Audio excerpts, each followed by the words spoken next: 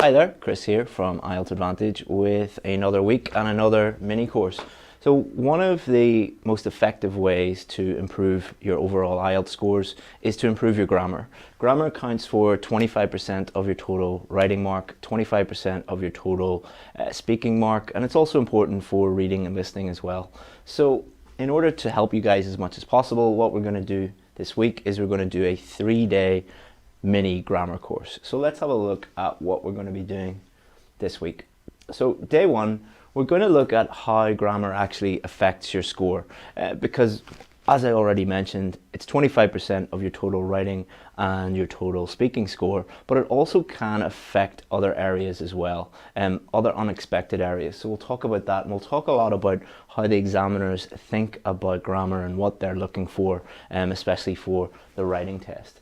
And we'll also talk about a lot of myths surrounding grammar. So we'll talk about mistakes and how that affects your score, structures, tenses, complex sentences, simple sentences, all of those different things, because there's a huge number of myths surrounding grammar, as there are in other parts of the test as well. So in order to understand what to do, you need to understand what not to do first.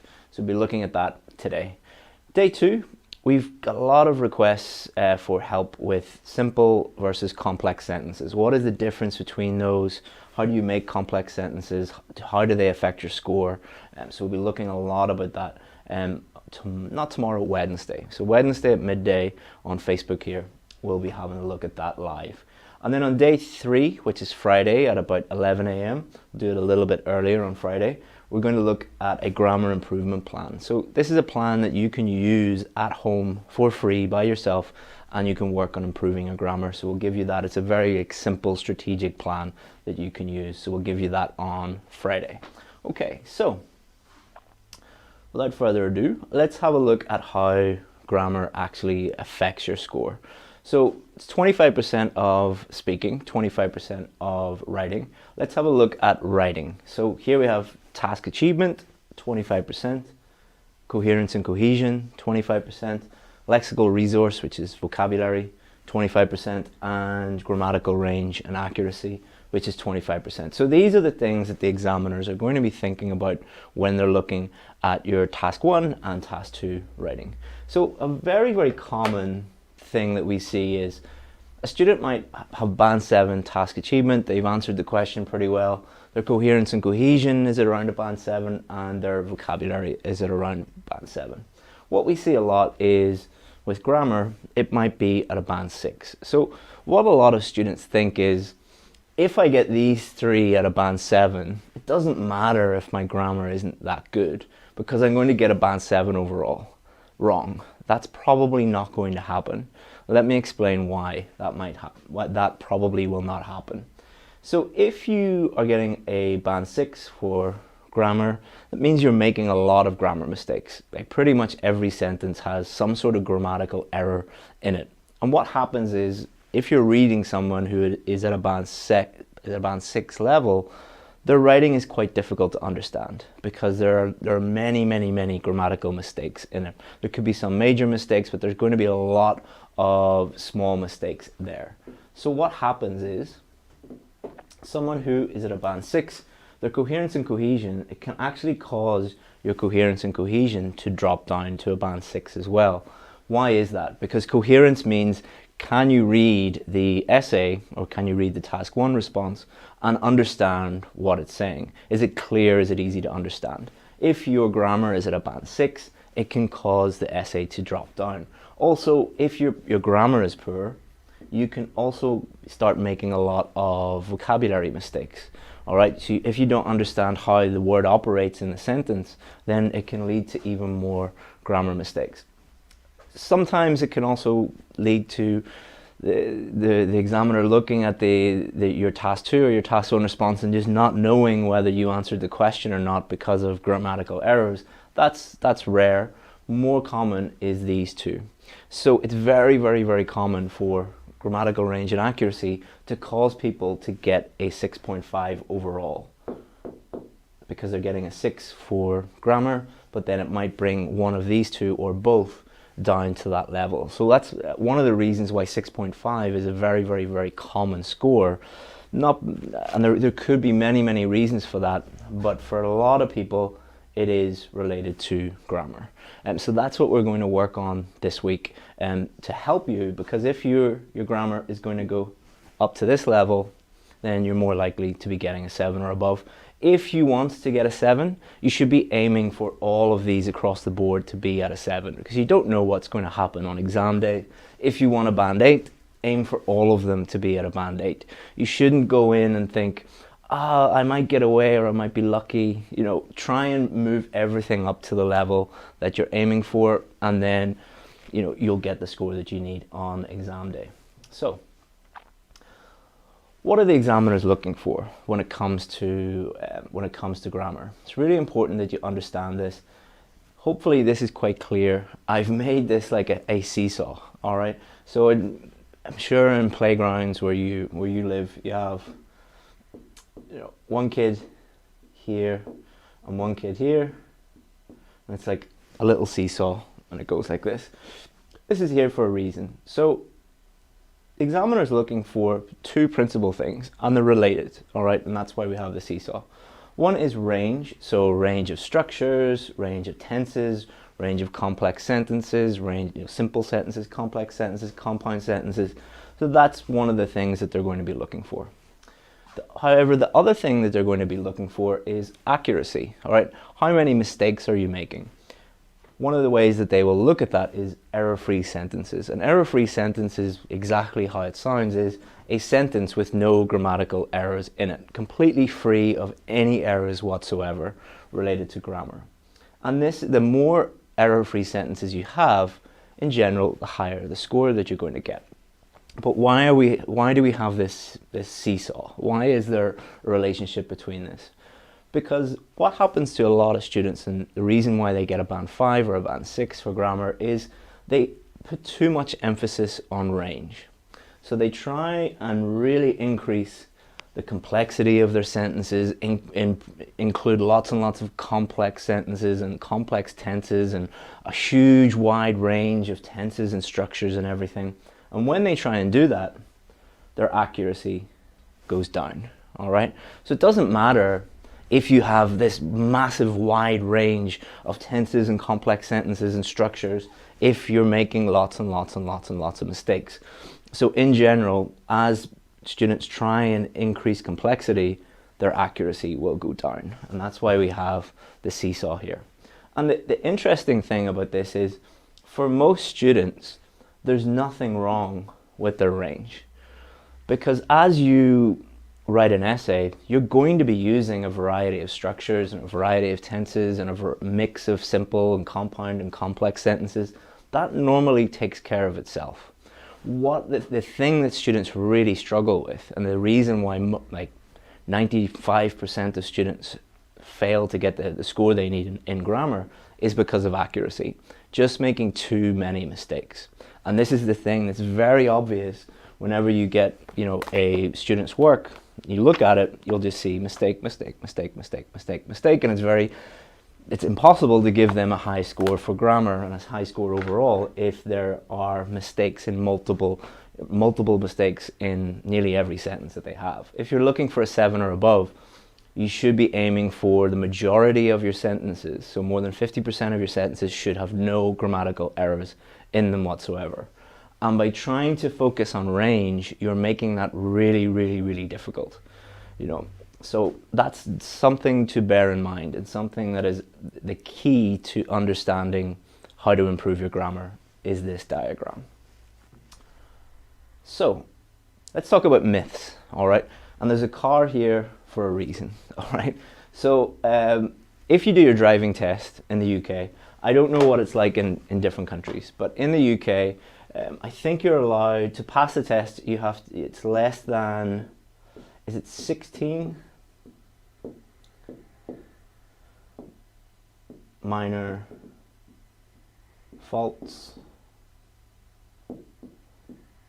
Is that correct? 16, yeah. So you can make less than 16 minor faults on the driving test. A minor fault is something like not checking your mirror or crossing your hands or something like that. And no major faults. So a major fault would be speeding or not looking at a junction, something like that. And this is not exactly the same, but very, very, very, very close to how the IELTS test is marked in terms of grammar. Myth number one, your grammar must be perfect. That's wrong, all right? In order to get a band 7, you can actually make quite a few small grammar mistakes. In the same way that if you were doing the driving test in the UK, you could make like 15, how many did I make? 9, I think. I think I had 9 minor faults and I still passed. No major faults, which we will get onto in a second, but it's very, very similar to the IELTS writing test, and especially the speaking test. In the speaking test, you can make quite a few grammatical errors and grammatical mistakes and still get quite a high band score. Now, does that mean that you can make, you know, lots and lots and lots of mistakes and still get a high score? No, but IELTS realize that you are an English learner. You will make mistakes. Even someone at a band 9 does make little mistakes from time to time. They're just slips, but they are there. So often you will show a student a really good essay, like a band 9, band 8 essay, and they'll look at it and they'll see a couple of small mistakes and they'll say, oh, that's terrible, they made a small mistake, that's a band 5. That's not the way to think about it, especially for the speaking test. If you try and be perfect, your fluency is going to really suffer and you won't be able to actually speak because you will be thinking of the perfect sentence and it will just destroy your fluency.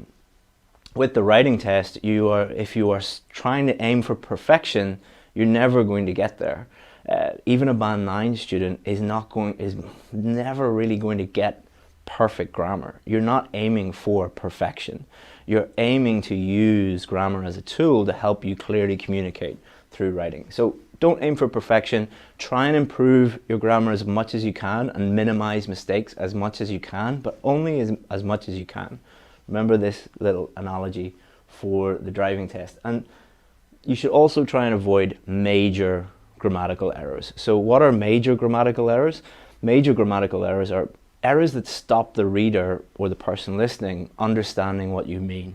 Smaller grammatical errors like countable, uncountable nouns mistakes, preposition mistakes, article mistakes, they can all count up.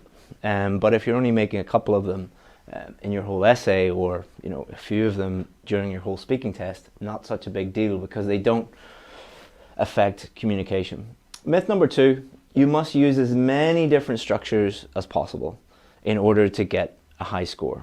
This is not true, all right? So again, using the analogy of the driving test. When you're doing the driving test in the UK, they take you out onto public roads and you're going to be turning left, you're going to be turning right, you're going to be going down two-way roads, one-way roads, you're going to be at T-junctions, you're going to be at level crossings, you're going to come across a whole range of different scenarios. So you don't immediately begin the driving test and start going left and right and doing all these crazy things, because you naturally will be doing them throughout the course of I think it's like a 40-minute test or a 30-minute test. The same is true when you're doing the speaking test. You will naturally use a range of different structures because you're going to be speaking for about 15 minutes. In the writing test, you're going to be using naturally a range of different structures. So you shouldn't focus on that. You should focus on answering the questions, and you will naturally use a range of structures in exactly the same way as in the driving test. You just follow what the examiner says, go where they want you to go, and you will naturally do that. But you focus in the driving test on minimizing mistakes, not making any major mistakes, not making any minor mistakes, or as few minor mistakes as possible. So what happens is, if you try and use as many different structures as possible, two things happen. A, you don't answer the question. Try doing that even in your native language. Try just writing an essay or writing a letter or an email to someone, and try and use as many different grammatical structures as possible. It's like a challenge you would set for yourself or something like that, a silly challenge. but it's just really difficult to do. You will naturally do that. You will naturally use a range of structures. Focus more on accuracy. Myth number 3, you must use as many different tenses as possible.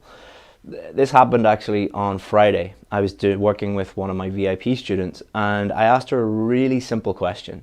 What's your job? And she started talking about her job, just saying, I work here, and explaining what she did.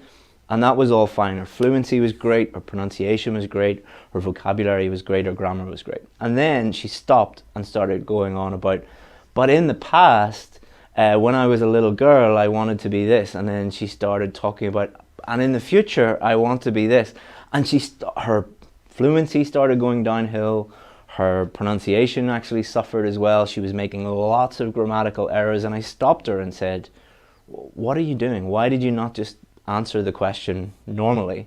And she said, oh, my old teacher said that I must use every single tense in every single answer in the speaking test. I was like, no, you do not have to do that. You use the tense that's appropriate to use in the circumstance that you're using it in.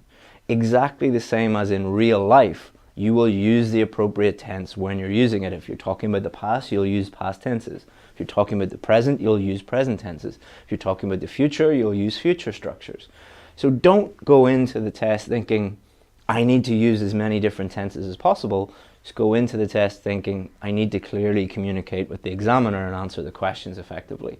And very much like number 2, you will use a range of different tenses, especially in the speaking test. They will ask you questions about the past, questions about the future, questions that ask you to connect the past to the present. So you're going to be naturally using all of those different tenses. So don't go in thinking that it's a tenses competition. It's a speaking test. Myth number 4, all of your sentences need to be complex. And if you don't have every single sentence, if it's not complex, you're not going to get a high score. Again, not true. It's not a test of how many complex sentences or how long you can write a sentence. It's in the writing test, can you clearly answer the question, clearly communicate in writing? Speaking, can you clearly communicate with the examiner through opening your mouth and words coming out? Some sentences will be simple, some of them will be compound, some of them will be complex. As long as you're displaying a range of different sentences, you'll be fine. Again, focus on accuracy. It doesn't matter if you write a 50-word sentence if it has 50 mistakes in it. It's like, that doesn't really make any sense whatsoever. Myth number 5, memorization is a useful skill. So memorizing bits of sentences, or half a sentence or a full sentence, and then adding those in to your essay. It's not a memorization test, it's an English test. All right, memorization is a useless skill. Why? They're not testing memorization. If it was a memorization test, you could just learn, memorize lots of different grammar structures and kick them into your essays and into your speaking test, and you get a high score. That doesn't work, because grammar is just a tool. All right, just like having a hammer and a saw and a drill. Memorization is like giving tools to someone who doesn't know how to use them, like me. I don't know how to use a hammer or a saw or a drill. I'm completely useless when it comes to DIY or using my hands in any way. So if you gave these tools to me, I wouldn't know what to do with them, and I'd make a complete mess of it. This is exactly what happens when you try and memorize structures and tenses and complex sentences. You don't know how to use them. So what's going to happen? Going back to our little seesaw here, you're going to try to use all of these things, put this up, and then your accuracy is going to go down. Always remember that it is a balance between those two things, and your range is probably fine. You will naturally use a wide enough range. Your problem, I nearly guarantee it, because I work with students every single day who have this problem, is accuracy. So, hopefully you find those useful. It's really important that you understand the relationship between range and accuracy, and you understand the myths. and that they are myths. Because if you are going into the test believing things that are not true and giving the examiners things that they're not even looking for, then obviously you're going to be in a lot of trouble. So the first stage is knowing the truth, knowing what actually they are looking for. So tomorrow, or not tomorrow, Wednesday, we're going to look at simple versus complex sentences. This really does help you improve your writing by understanding the difference between these, and it also helps you, it really helps you understand the relationship between range and accuracy as well. And then day 3, we're going to help you improve your accuracy. As we've mentioned over and over and over again, that is the key to improving your grammar score. So we're going to help you improve your accuracy by giving you this grammar improvement plan. And that will be on Friday at about 11 a.m. and this will be Wednesday at about midday. And as always with these live lessons, if you join us on Facebook, if you have questions, I can interact with you and everything. What we're going to do is, a lot of you, every time we do these mini courses, you say, oh, that's great, but what about writing? What about speaking? What about reading? What about listening? We have a fundamentals course which covers all of those and teaches you the absolute fundamentals. It's totally free. So we'll put a link in the comments, and we'll put it, if you're watching on YouTube, you'll get it in the description. If you're watching on Facebook, we'll put it up in the description there. If you need help, comment help in the comments, and we will get in touch with you and try and help you out as much as possible. And if you need any help, you can email us. We can't guarantee that we'll be able to give you like individual help because we've thousands of people emailing us every day, but we'll try our best. If you do need help, feel free to send us an email and we'll try and help you out with that. All right, so I'm going to take my broken phone. I dropped my phone. You can see that the glass is broken. And see if you guys have any questions about grammar. Every time we put up like myths or things that a lot of people think are true but they aren't actually true, we'll get a lot of people disagreeing with us. That's totally fine. Feel free to disagree as much as you want, and I'm happy to answer any of your questions or anything like that.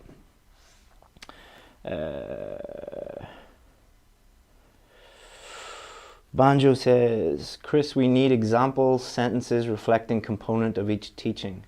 There will be on Wednesday, we'll be doing, so day 2, we're doing simple and complex sentences. I'm going to put up a lot of example sentences, not so that you can copy them, but so that you can learn from them and see exactly what I mean. So we'll do that. Let me see. A lot of you need help, so you're saying help. That's fine. We'll get in touch with you. We'll send you a message. And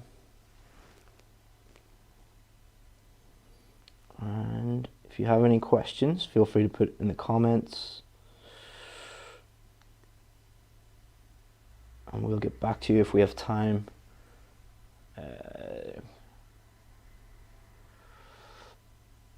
A lot of you are saying you need help with punctuation. We will be showing you how to improve every aspect of your grammar on day 3. So we're going to give you that grammar improvement plan. Asa, can you help me start preparation? Yeah, send me an email or comment help and we'll get in touch with you. We've got a lot of free resources that we can just send to you and you can use those for free, or we have paid services as well. So send us a message and we'll figure out what's the best thing for you. Mariam, how many complex sentences we need to write to get a band 7?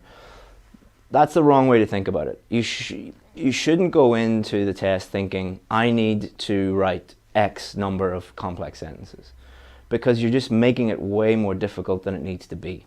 You shouldn't go in thinking, I need to write this number of anything, because you're making it way more difficult, and it's a very unnatural way to write anything. So you should go into the test thinking, principally, I need to answer the question, and I need to use grammar in a way that is clear and is accurate. And you will naturally use a range of simple, compound and complex sentences by doing that. And we'll talk more about that on Wednesday.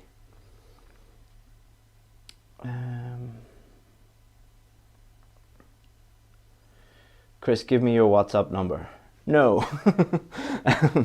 No, the reason why I don't give my phone number and WhatsApp number and stuff, A, I don't have WhatsApp on my phone, but B, I'm not going to give my personal phone number out to 1 million people. That would be a bit crazy. But there's my email address. That's a lot more manageable.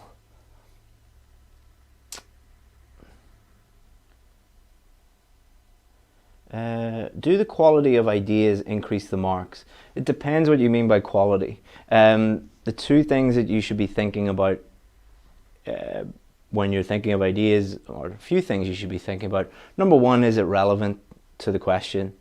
Number two, does it answer the specific question? And number three, can you develop it by explaining how it answers the question and support it with examples? Those are the things you should be thinking about. There's no hierarchy of ideas. It's not like if you use this idea you'll get a band 9, if you use this idea you'll get a band 7, and if you use this, that's not the way it works. Like, there are 100 ideas that could get you a band 9. Like, it depends what you do with those ideas.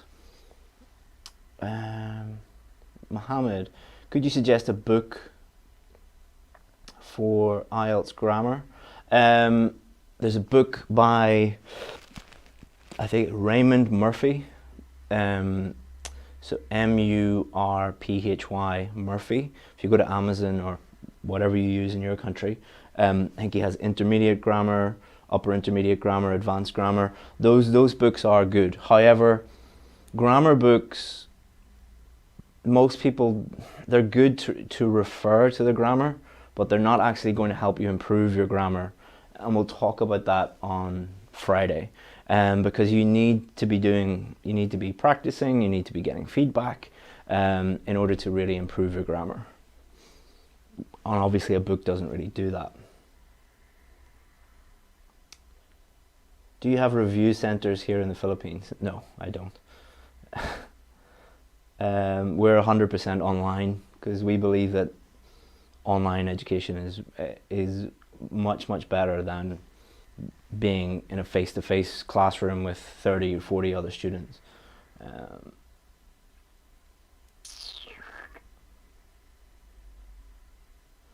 Can you create a WhatsApp group? No, I don't have WhatsApp.